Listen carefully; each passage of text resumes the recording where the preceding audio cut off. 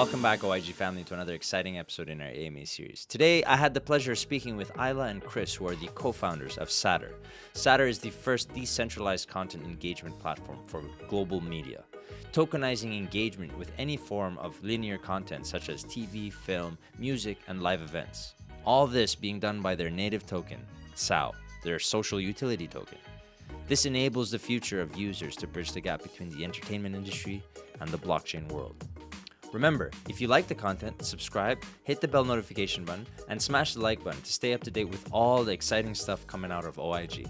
Without further ado, let's jump straight into the AMA. I'm delighted to chat with Isla and Chris from SATOR. Welcome, Isla and Chris. How's it going today?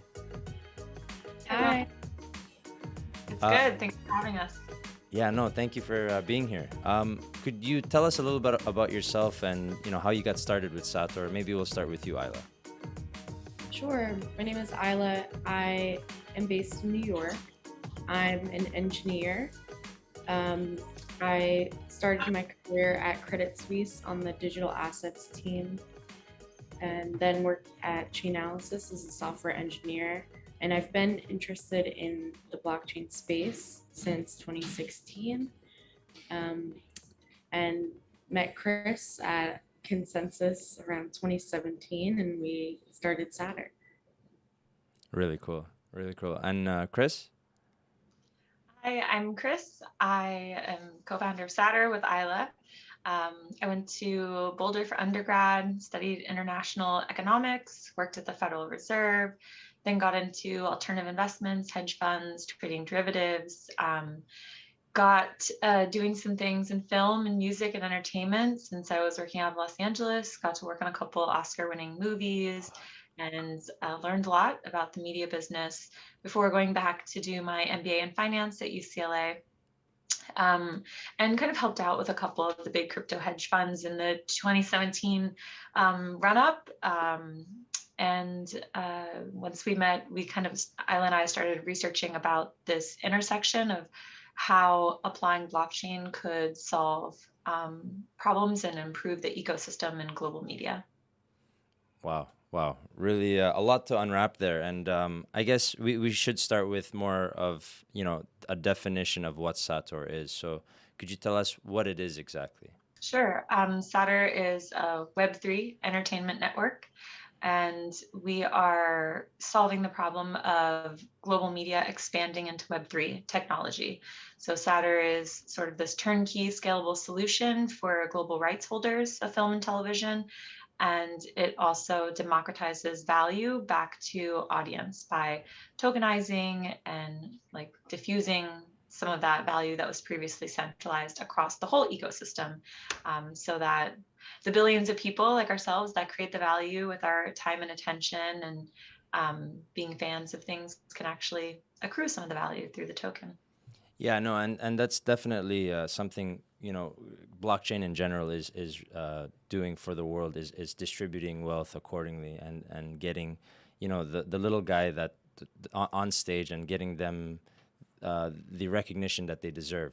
So I guess one of my other questions would be, what other voids is SATOR trying to fill within the industry, both within blockchain as well as, let's say, the entertainment industry?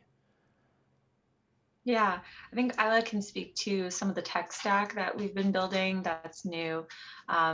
In terms of the entertainment industry void, there is a huge gap between the appetite of executives and decision makers that see Web3 as an inevitable shift in distribution approaches. But a lot of what's been built so far is not scalable or at all turnkey. These executives are very smart, seasoned industry professionals that are not crypto natives. And so a lot of what we build is very easy for them to use so that they can, for instance, distribute content in the form of NFTs to mass audiences who are also not crypto natives.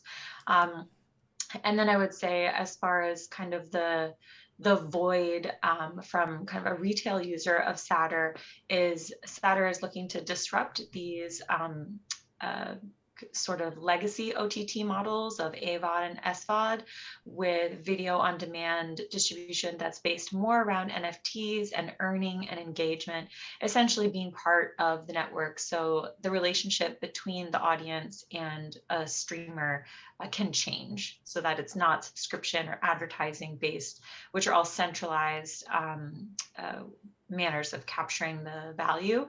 We want it to be decentralized, where you're holding a stake in a TV show that you like and you get rewarded by contributing to its success.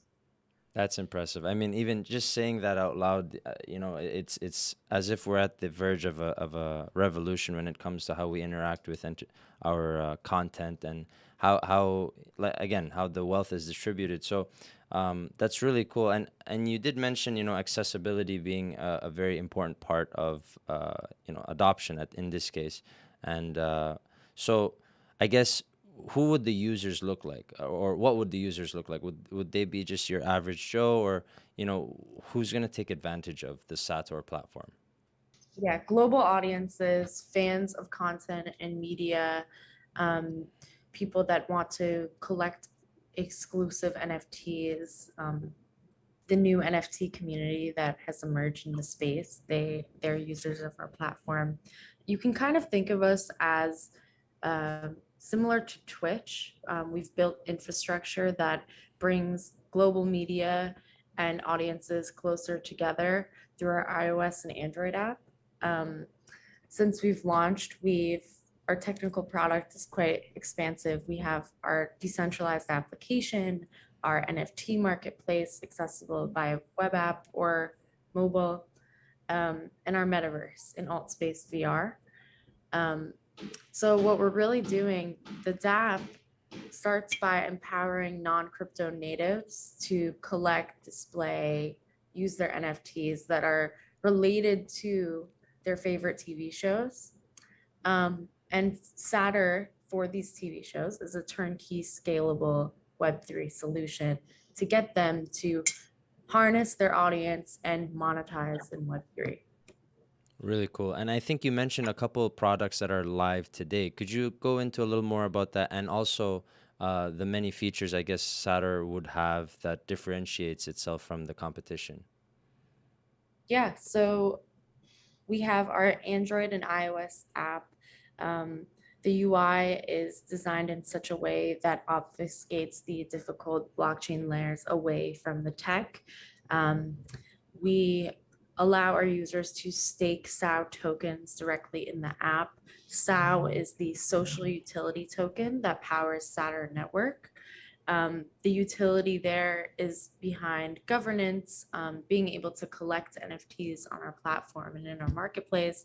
And you're rewarded SAO tokens for proving that you're a fan of something, whether you watched it, you're playing games in the app, anything from trivia to puzzle games, buying and selling your NFTs. All of this is denominated in SAO, which is the attention-based engagement token of our platform. That's I like how you put the how you define the SAO token, the attention based. Could you say that again? Yeah, the attention-based engagement token for Interesting. our platform. Interesting. You can kind of draw comparisons to basic attention token, Mhm. and what they did with the Brave browser, Yeah. more privacy focused, for internet browsing and advertisers. We're kind of doing the same thing in tokenizing attention in global media and content on the SATOR platform.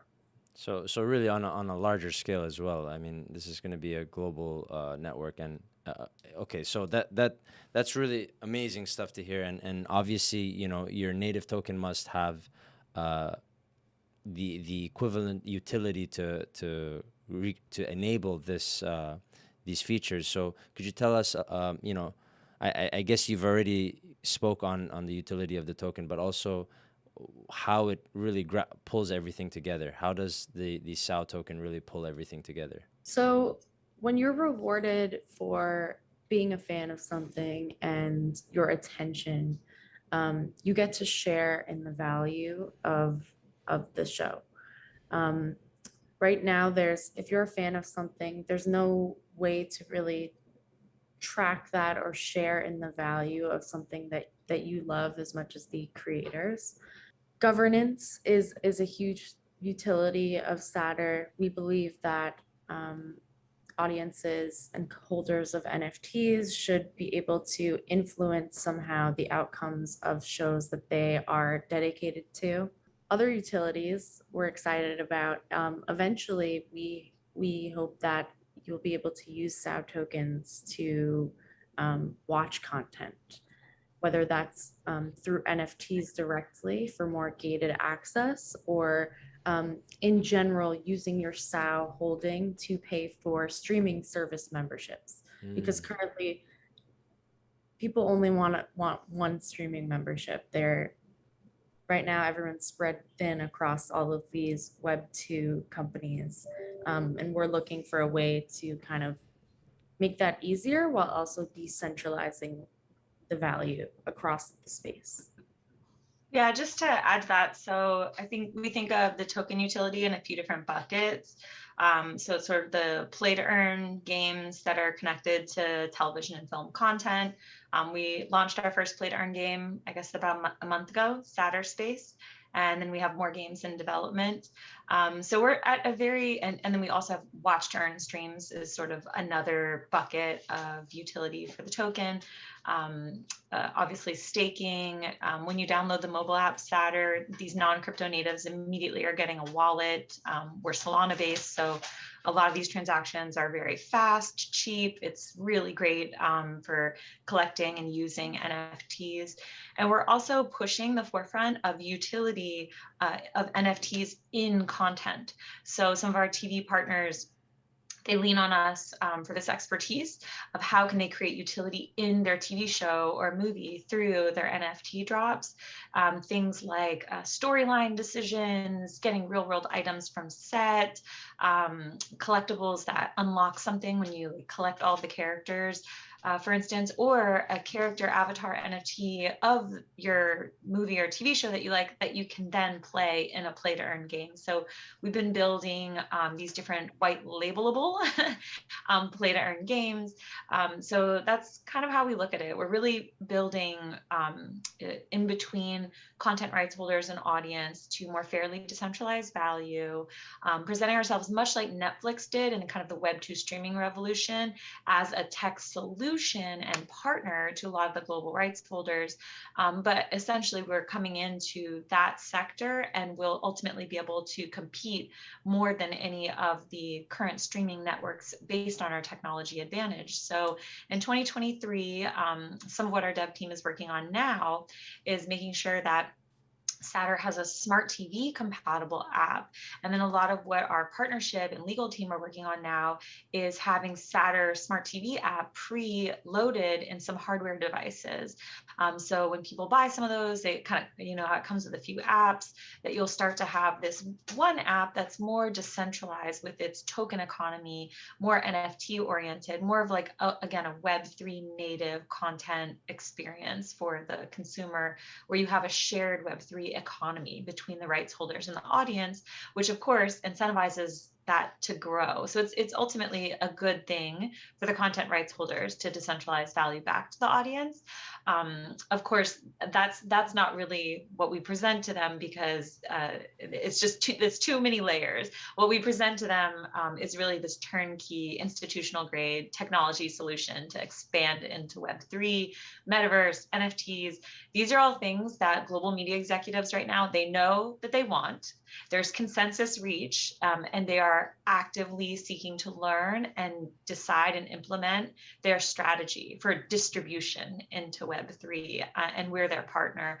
We're often the only blockchain Web3 company that's at the major television marquee kind of marketplaces around the world, usually dressed like this, so they stick out.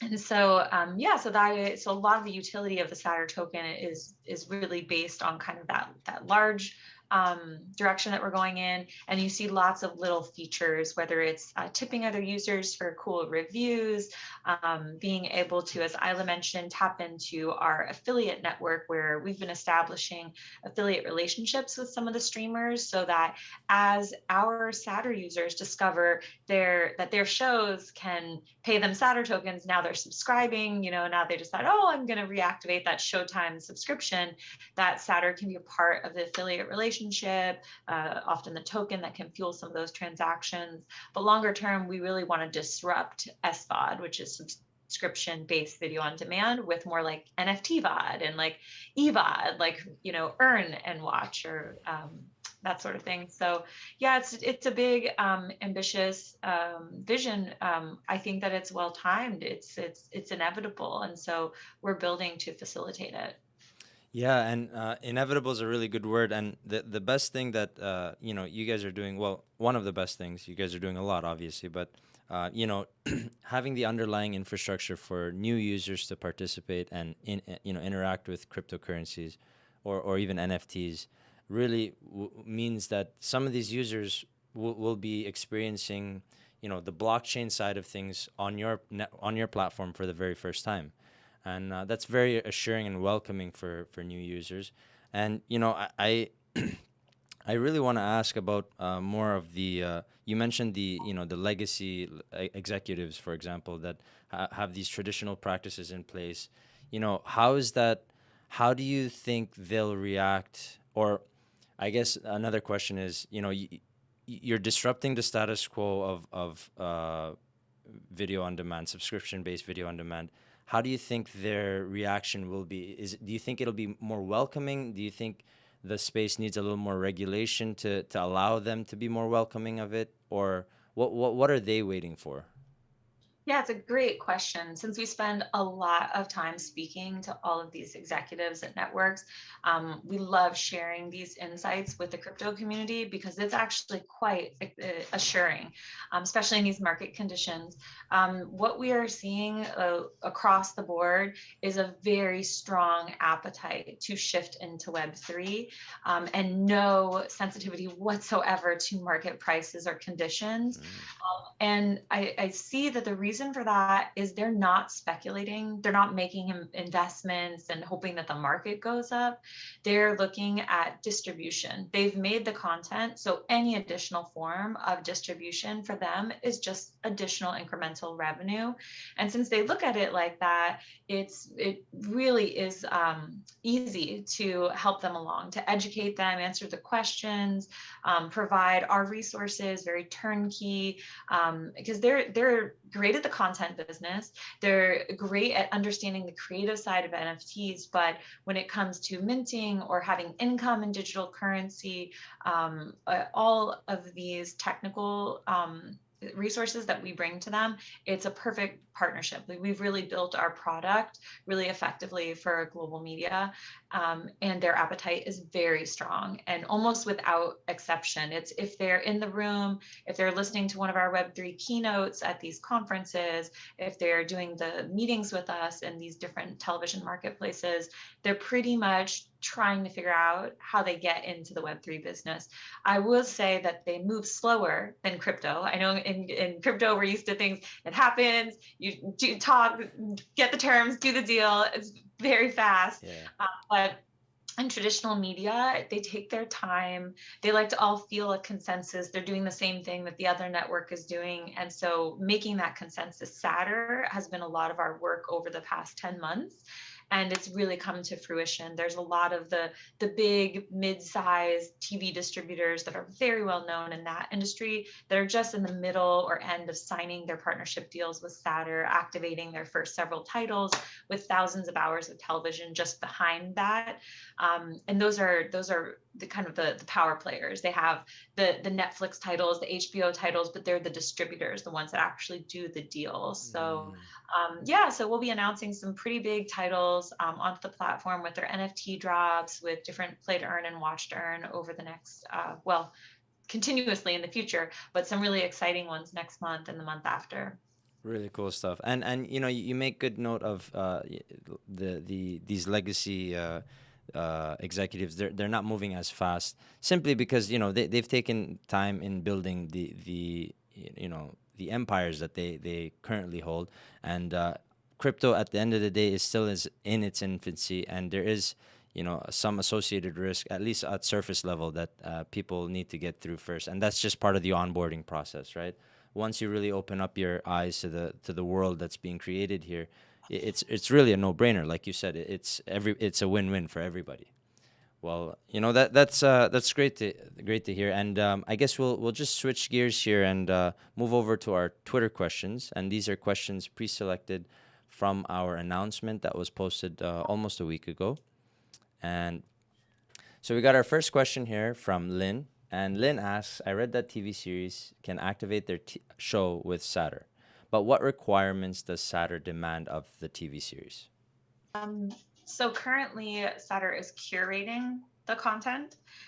So we do look at kind of quality of the series, and we provide more incentives to the series that are really popular, desirable. I would say the only sort of reason that we would turn down like a hit series might if there's some sort of sensitive issue that we think is not a good statement. Things like it's kind of social justice issues. We see something like that, for instance, we might not want to feature it. We try to be really conscious about providing our resources, because like art, it affects how people think, it affects the world, and we are in an industry of creative content where what we are helping grow does have an impact. So we do try to, we like all good content, right? Like comedy, drama, action, but if we do feel like something has like a net negative impact on society, we might pass. And that's in our current phase where we are heavily curating the content experience. In the future, there will be more of a self-serve dashboard for the networks as we start getting to the kind of thousands and thousands of hours of content coming on to SATOR. Will then authorize certain networks and distributors and rights holders to self-serve in terms of what they're uploading, staking to the network in order to feature. So you'll see that progress. But yeah, we are very conscious of some of the things. I mean, you can tell some of the nonprofit NFTs that we've released go to good causes. So we definitely have a bias towards like just trying to do good things in the world. And yeah, and all power to you, because that's we need a lot more good in the world, that's for sure. So great answer. Let's move on to our second question from Twitter, and this comes from D. D asks, SAO is the cryptocurrency that powers the SATOR network. At a high level, TV creators and distributors need SAO to have their product activated on the platform. But will the profits be fair for both the producer and the viewer? Yes, they will be. Web3 is simply a new monetization effort and avenue for these creators and distributors and rights holders. For these creators, they, through tokenization, get to make loyalty and their fan base tangible. And we see NFT monetization as the first kind of return on investment for a content creator that joins the SATOR network. And also the tokenomics of the rewards is balanced because these showrunners come in and buy massive amounts of the token, and part of that purchase gets distributed back to their most loyal fans and viewers. So in short, yes, it's fair for the creator that comes on the platform as well as the audience and your greatest fans. And a good balance and an ecosystem that reintegrates their I guess the energy that's being put into it is being used and being distributed equally amongst the people are on the platform. So that's good to see. So let's move on to question number 3, and this comes from Emin.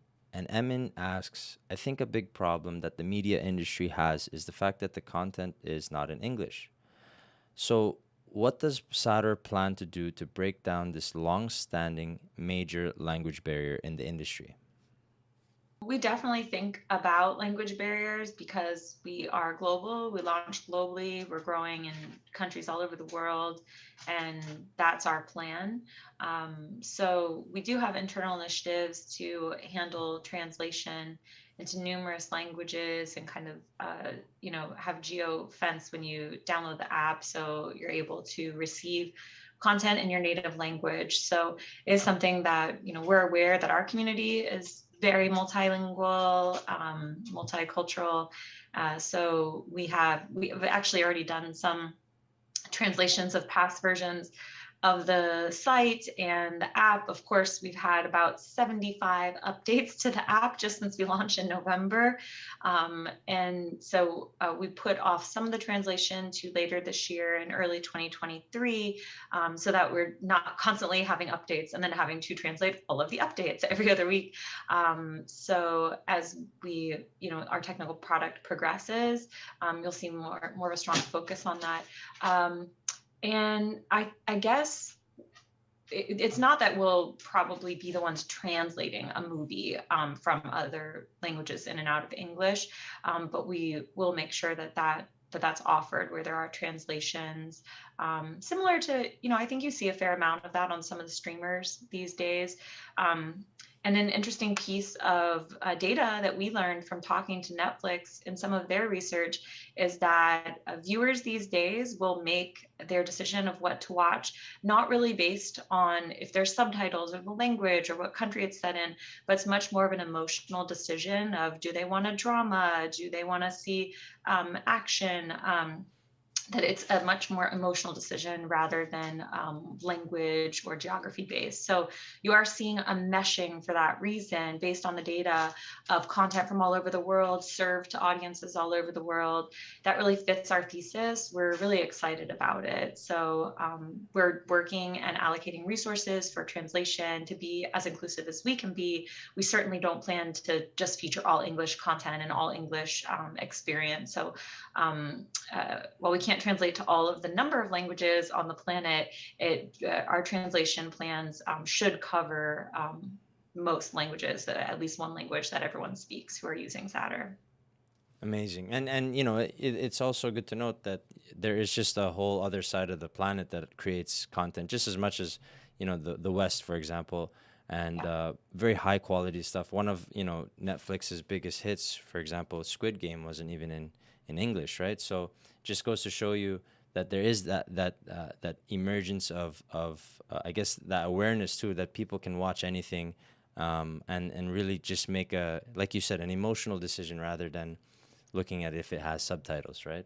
Yeah, Romeo, and we travel internationally and we speak to content rights holders from Asia Pacific. I mean, every country, from the Middle East, from Europe, from Latin America. We're actively doing deals with distributors of content from all these regions. So it's certainly not just North American-based content. For sure. Awesome. Well, that concludes our Twitter question segment. So let's just go back to our AMA. And I guess let's talk a little bit about your roadmap to date. What are some of your most proudest achievements in these past couple of months or even years? And what do you see looking forward into the future? I'd say most recent proudest moment is the launching of our Play to Earn game. It's currently on Android. We're launching on iOS. Our iOS launch will also be another proud moment. It's been a long time coming, and I think we'll start to see kind of Web2 companies having to embrace Web3 solutions. Our Play to Earn game is an NFT-based game where you navigate through different levels, attract a streaming viewing audience, and really get to realize the NFTs you collected in a visual kind of gallery format. So that's kind of a breakthrough at SATOR. making our NFTs accessible to everybody, whether they're on their desktop computer or on the mobile app, is another achievement we're proud of. And then we also have regular events in our metaverse. So we'll do movie nights, NFT gallery events, and they're really fun. It's an alt space VR. It's our Satterverse Miami penthouse. Wow. That's Miami true. penthouse. The Yeah, first party we had there was fun. That was really fun. I mean, every party. The first screening we had there was super fun. I find myself in, VR with my Oculus on, just now sitting there watching a movie. It was so fun. It's like, I don't know, you're like, this is definitely the future. I Yeah. think upcoming milestones we're really excited about. Right now is fun because we're doing all this conceptualizing of the next much longer game build. So SATOR Space that Isla mentioned, if you have Google Android version of SATOR, you can jump in, you can play and earn. It's a fun experience. And that one was like really a fast play and earn game. We wanted to get one out there. Now we're taking much longer time and resources and having more complex game building.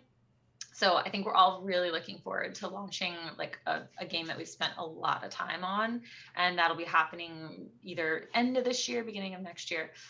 Then in 2023, we have a really exciting roadmap where we get to both begin developing Satterverse open world later this year, which will be like a fully decentralized, tokenized, NFT-based world where your character avatars that you're collecting from film and television and music, you can go in there and do things, watch content, play, watch and earn. We're really excited about the Satterverse open world build. And even before that is our prioritizing of being smart TV compatible. And I think the launch into a smart TV version of SATOR, I think that's probably going to be our most exciting milestone in SATOR history, and then growing that. And I think at that moment that a lot of our community will realize, oh, this is what SATOR has been talking about. This is what it's all about. It's that moment. It's where Web3 Netflix has arrived, and it's community first. And I think that's the thing that like gives us goosebumps that we're working so hard towards. And even that will just be one step. And then following that is all the content coming on board, all of that decentralization of value. And that's how There, we're changing the world. yeah, no, you really are, and there's just so much to this quick AMA really doesn't do SATOR justice for what you are setting out to do and what we're going to see out of SATOR, and having it community first, like you said, is really the part that gets everybody excited because, we for the most part the consumers who have always been on the sidelines, although they were the most integral part to any business being successful or any success in general.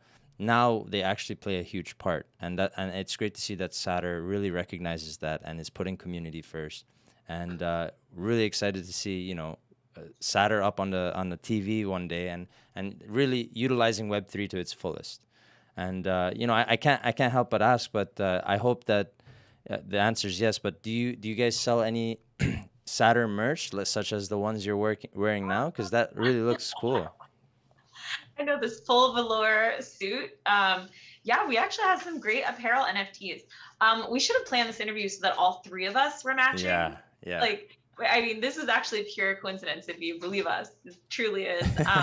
I don't know if Isla has on her whole set, but I've got on my full set. Check it out. SATOR.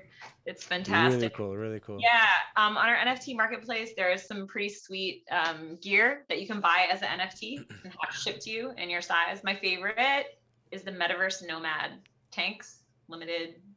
They're dope. Just check them out.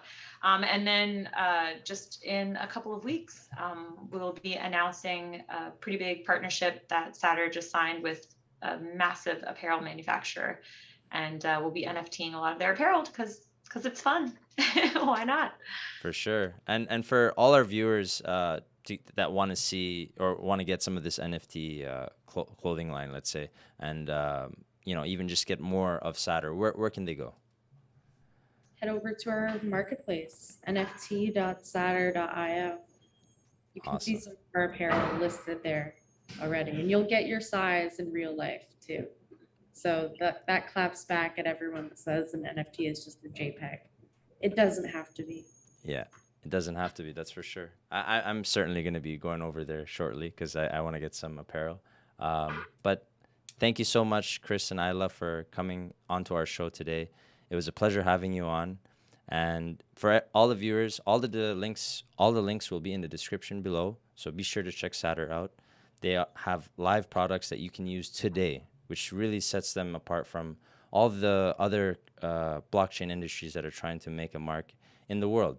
Because really, SATOR is the future of Web3 streaming, and we will see great things coming from them in the near future. Can't wait to see it all. Thank you again, Isla and Chris, and until next time. Thanks, Maria. Bye.